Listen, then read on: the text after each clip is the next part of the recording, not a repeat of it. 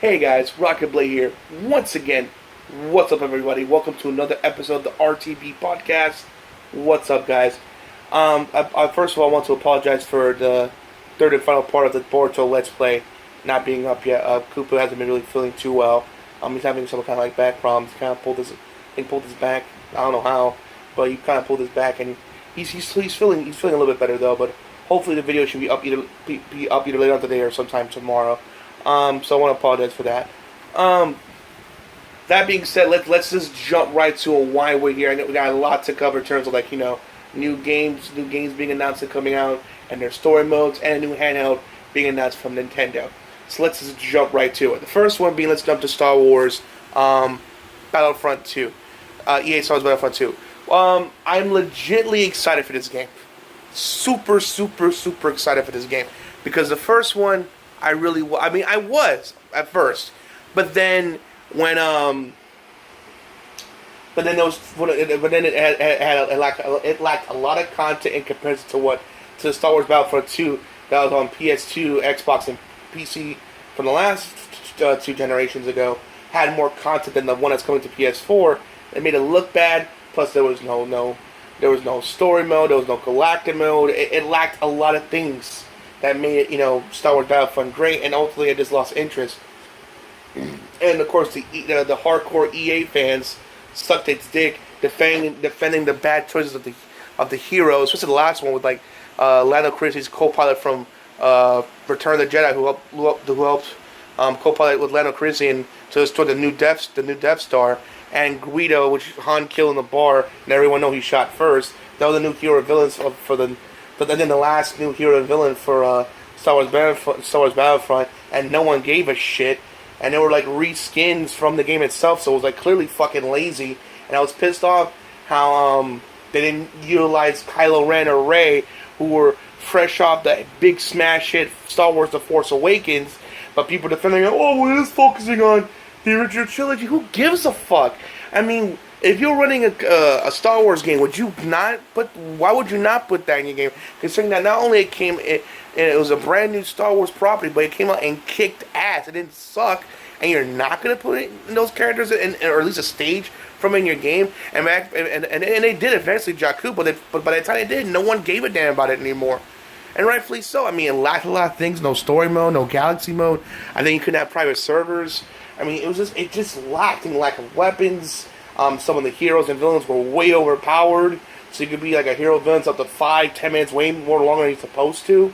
I mean, it was just ridiculous. But Star Wars Battlefront 2, when I saw this, I was legitly excited. It had a story mode. It had maps from the past and the current one. I believe include not only Star Wars not only from Force Awakens, but also in The Last Jedi. I'm not sure about Rogue One. Hopefully they are, but it's good news because Rey and Kylo Ren as a hero and villain, and plus having a story mode. And the cool thing about it, you play as a female antagonist with the Empire, and you try to build it back up again. Instead of an interesting campaign. Had the maps for the new Star Wars game. Heroes from those new movies, heroes and villains from the new movies, from the new upcoming movies as well. So it's really exciting to hear this stuff. You know what I'm saying? It's what the first one should have been. Honestly, I'm legitimately excited. I'm legitimately excited. Granted, I am concerned because it is EA, and when it comes to multiplayer stuff, they kind of fuck things up. Hell, they did it with a Mass Effect. They rushed that shit out. It was a buggy, catastrophe. I mean, it didn't crash, but at least what I've seen is this. But you see the crazy facial animations, crazy weird glitches, and it's just will be stuck in the walls, or just something your team will just pop up in the air. Trust me, you just look up on YouTube, you'll find out for yourself. I'm not kidding. But overall, I'm legitly now excited for Star Wars Battlefront 2. I mean, I am still concerned. I'm a little leery, but now I'm legit because I'm legit hyped for this game and interested in buying it. I'm not gonna go buy the collector's edition or ultimate edition. I'm still gonna buy the regular. Well, depending on what they get, maybe a cool statue, maybe. But overall, it looks like a game worth buying. It has stuff that should have been the first fucking game. A campaign, adding heroes from the current game, heroes from the current movies and stuff. And plus many other things. So it's something that should have been. It's something that should have been there from the first game. So I'm legitimately excited. But Normally I would end on that and go to the next story, but I'm here. I'm not have to continue on something. I have to continue. I have to talk about it a little bit longer because of holy shit, the sexism on that shit. Because of the people were losing their shit because of the fact that there was a female antagonist that you play as in the story mode. People were losing their shit. Like, what the fuck is this? I don't want to play this female bitch. I want a guy. I mean, the Twitter post they put on the Twitter post I saw on Facebook and Twitter was fucking disgusting. I mean, the most harshest one I remember reading was like, man, I hope during like the first mission, she dies of a quick death. The way the second mission that you start, you could come in and play yourself as a dude. I mean, it's the most sexist, like, ridiculous shit I have ever heard of in my life. Is like, dude, who gives a fuck if it's a female antagonist in the campaign? Who gives a fuck? Don't play the campaign and let's focus on the story mode. I mean, Jesus Christ, dude. You know that? I mean, it's like unbelievable. It's like, why are you saying this shit? And like, it's like I don't understand the way this thinking. Like, it's so fucking dumb. Like, who the fuck cares? I think it's interesting.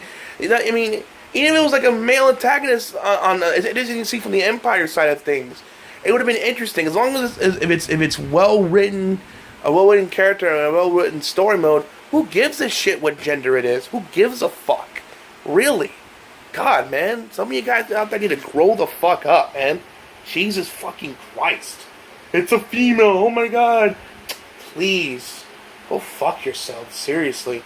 For those people that get offended by that shit, don't fucking play again. But yeah, don't fucking buy the game, for real. My god, there's more things to worry about than a female antagonist being the main character to play in the story mode. Big fucking whoop-de-doo. Jesus Christ. All I gotta say is, I mean, that's all I gotta say about that shit. It's ridiculous. Fucking ridiculous. So then, the next one I saw is, of course, Marvel vs. Capcom Infinite's coming out. Which, by the way, the collector's edition, even though it's $200, looks totally fucking worth it. Because you get not one, not two, not even three, but 4 collectible statues of the first 4 characters that was announced for this game.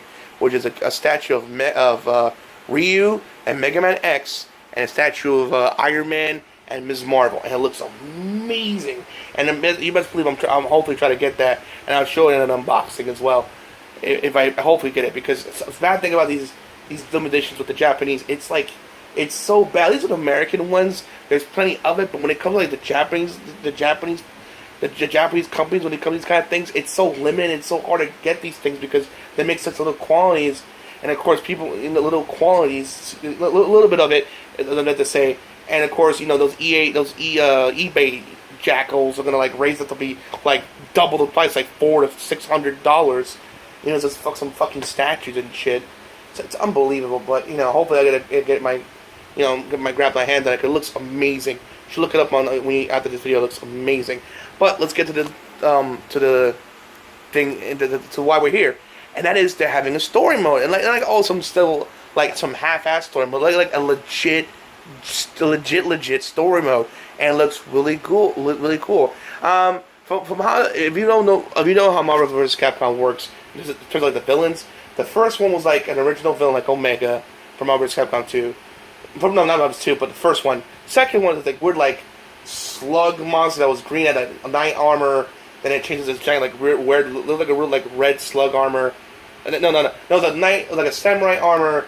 Then like it was like you had like green slime on it. Then when you beat it, it would go to the next its next one, this giant red like volcano looking slug thing with a ball you gotta hit as its weakness. It looked intimidating, but it wasn't like the most creative villain that Capcom has put out as a final boss. And of course, part 3 and Ultimate was Galactus. But this new one, however, is probably the best one ever. Like it's like Ultron and Sigma from the Mega Man X series fused into this super robot villain hybrid thing, and it looks amazing and intimidating at the same time. Holy shit! They combine their powers, and oh my god, it's like everyone's worst fear. Like the power of Sigma plus the power of Ultron equals holy shit. Things are about to get real kind of crap, and I love it. It looks awesome. And the trailer, he's fighting all these people. He's fighting Thor and Mega Man and the Hulk and Chris Redfield. It's just really cool, and I can't wait to see what they do with this. And it looks like it'll be like a legit story mode, not just some comic book stills like the third one was. It's like going to be a legit story mode. I'm actually really excited for it. It looks amazing. I cannot wait for it. Oh man, it looks great. Of course, Strider got announced. Obviously, considering the fact that the Xbox Live, the recent Xbox Live or PSN download of the new Strider game, which is probably between like $15-20, was really awesome. I need to like do a review on someday. In fact, I need to play it. I haven't played it in so long. But the little I played was amazing. And he's been announced the game, obviously. He's the newest one that announced. I didn't see anyone else. But yeah, it looks amazing. I can't wait to see what they do. I'm just really excited with this game. So overall, I'm looking forward to that. Please, before I go to my next one, please, Capcom, don't fuck this up with DLC. Please. I mean, you kind of fucked up with Street Fighter V, putting so little content out there. Now people are not even giving a shit about it anymore. It's barely even seen. I barely even see it talked about on YouTube anymore. That's how dead it is. So please, when you do Marvel vs. Capcom Infinite, do it right. Please get a proper justice, because you really royally fucked it up with Ultimate. I mean, to the point that no one hardly bought your game because out of spite. Because I mean, those are the characters that should have been on the fucking at least a DLC update, and you couldn't even do that. You fucking guys think you're like in the 90s where you can't update shit. I mean, come on, it's fucking the 2000. It's 2017. You know, update your roster. They'll be like, well, sorry, if you want these new characters, you gotta pay $40 more. Really? Come on, you're better than that. Don't do that shit. So I'm saying, please don't do this with Infinite. Otherwise, this is your last chance. Capcom. If you do this again, if you do like a Marvel's Ultimate Wars, if you do an Ultimate Marvel's Capcom 3 or worse, a Street Fighter Cross Tekken, this is 3 strikes and you're out. Everyone's legitimately excited for it. I and myself, please do not fuck this up, because if you fuck this up, you have and if it fails, you have no one to blame but yourself. And you fucked up with the fans not only once but twice. And if you do it a third time, in my opinion, there'll be no coming back from that. So I suggest you do this shit correctly. Trust me, the fan base will bite back hard. So I suggest you do not fuck around and give it the proper justice it deserves. Alright guys, on to the next topic. And I'm done with that one. Overall, it looks fun, but Capcom, don't fuck it up. Alright, next one, we're talking about how a fighting game company should handle shit. NetherRealm Studios Injustice 2. I saw a toy trailer for that. Oh my god. I admit that when I saw the beta for when the facial animations first came out, it was kind of like, eh. But now it looks amazing now. Because I think that's why I needed, like, wanting it to back for me. Hold on. Excuse me. I think that's the main thing I want to work on was the face animations. Because everyone was saying, like, fighting-wise, it was ready. Obviously, you need to tweak some stuff here and there. But overall, fighting game-wise, it was ready. But I think they just want to work on the graphics and mainly the face animations. Because that was the main complaints I heard. And now, when I saw the new story trailer, it looks really good. Especially Darkseid's face. It looks scary and intimidating. It looks really scary and like, just wow. And it looks really good. And it looks so much better than the beta one. How the beta faces look. Now it looks really better. Better than Mass Effect Andromeda, that's for sure. You know what I mean? And it looks really good. And I mean, the combat looks great. All these characters have been announced. You know, Swamp Thing, Scarecrow, Supergirl. I mean, it's so cool to see all these heroes and villains. And of course, the main reason why I'm excited for this, the main antagonist in this game, because the first one was this evil doppelganger of Superman. Not evil, not a doppelganger, more like a other dimension Superman. There we go. That was the main villain. Now, one of my favorite Superman villains, Brainiac, is the main antagonist for this game. I'm like, fucking yes! Because to me, he's like a really underrated villain. I hope in Man of Steel 2 they make him a main antagonist, because he's such an underutilized villain. He's really amazing. I hope in Man of Steel 2 when it comes out, they use Brainiac. And I'm so happy that he's the main villain in this game. Hopefully he does he did such a good impression that it make WB use him as the main antagonist for the next Man of Steel sequel, because he's an amazing villain. If you want to know what I'm talking about, go look up look up episodes of Superman the Animated Series with Brainiac with episodes with Brainiac, show why he's such a great villain. Oh, and also the other example, an animated movie, Superman Unbound. Check that out. It's another great Superman story with Brainiac being the antagonist. Great story. Go check it out. That's why I love Brainiac, and the fight with him and Brainiac in Unbound was amazing. But overall, he looks great. He looks intimidating, and man, he looks like, oh man, it's so cool. I cannot wait for this game. The combat looks great. I mean, the facial animations look way better than they did when the beta first came out. And Brainiac being the antagonist. You know what I'm saying? Of course, I love the fact that I know people love how when Superman and Batman fight each other. I mean, people like that stuff. But me, in my opinion, I like it when Batman. But I like it more when Batman and Superman work together and put their differences aside to conquer a greater threat. And you see in the story trailer, you see Superman and Batman teaming up against Brainiac, and it's so cool. I mean, people love the debate, like, Batman's better, no, Superman's better, and they love how they fight, but I love it more when they come together, put the differences aside, and come together and use their combined smarts and strengths to take down the enemy that's threatening to destroy Earth. And look, it's going to happen here in Injustice 2. And I cannot wait. I'm looking forward to it. I cannot wait for Injustice 2. It comes, I believe, May 16th. Oh, man. As soon as I can, I'm going to pre-order it. And I'm really excited. I'll do a first impressions. Definitely review as soon as I can. It's coming at you. Trust me. Definitely also Marvel vs. Capcom Infinite and Star Wars Battlefront 2. Hopefully, I'll do reviews. Hopefully, do reviews of those games and put them up as soon as I can as well. Alright, guys. Woof. Wow. Now for the final story. It just broke not that long ago. Nintendo announced the 2D XL. It's basically it's like the 3DS XL without the 3D. Like, no duh. But I just wanted to throw it out there. And people are like, it's funny because like I hear people like, oh my god, this means Nintendo's gonna go under. They're gonna go under. The fact that they released this new handheld means they have no faith on the Switch. Oh my god, it's the end of Nintendo. Why? Even though the Switch is selling way better than expected.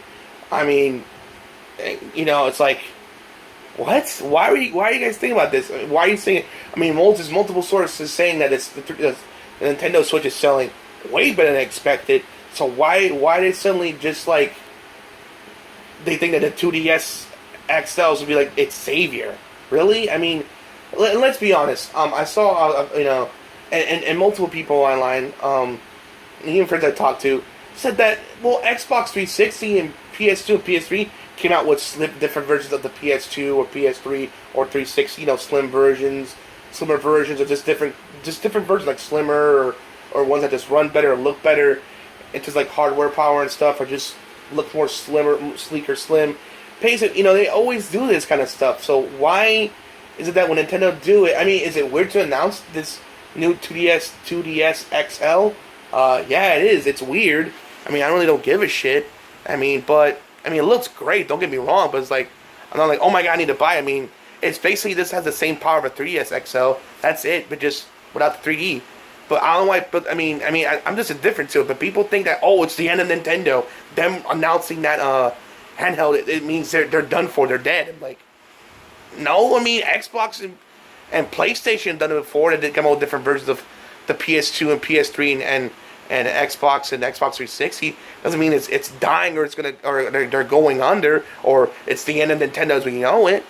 They've been companies like not just Nintendo. I guess like I mentioned before, I keep repeating. PlayStation and Xbox has done it before themselves. It doesn't mean it's dying. Hell, I mean the 3DS is even selling just as well. It sold like over like 50 million units. Hell, I heard it even increased because of Pokemon Sun and Moon. I mean, obviously, because Pokemon Sun and Moon. By the way, amazing Pokemon game. Go get it. I know it's not probably, I think maybe 56 million. Like I know it doubled now. And it went up to like 3DS sold because people want to play Pokemon Sun and Moon. So I don't know why them announcing a 2DS XL is such a bad thing. I'm sorry I'm slowing down to say because I want to say 3DS was really just a 2DS. So excuse me if I'm trying to slow down when I say it. But point being, it's not doom and gloom. It's not the end of the world, guys. Let's calm our tits and calm the fuck down.